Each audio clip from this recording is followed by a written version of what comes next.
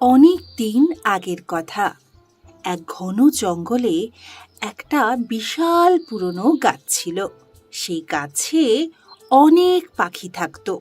তাদের মধ্যে একটা ছোট্ট পাখি ছিল, যার নাম ছিল চতুর। সে সবার থেকে আলাদা আর বুদ্ধিমান ছিল। সে সবসময় নতুন জিনিস জানতে আর বুঝতে চেষ্টা করত।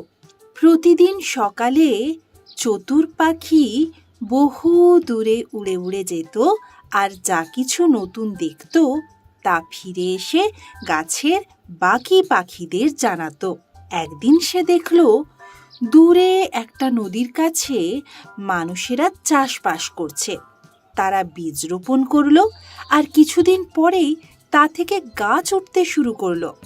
চতুর এইসব দেখল এবং ফের গাছে ফিরে এলো। সে বাকি পাখিদের বলল, আমি আজ নতুন জিনিস দেখলাম। মানুষেরা ছোট ছোট বীজ থেকে বড় বড় গাছ করছে।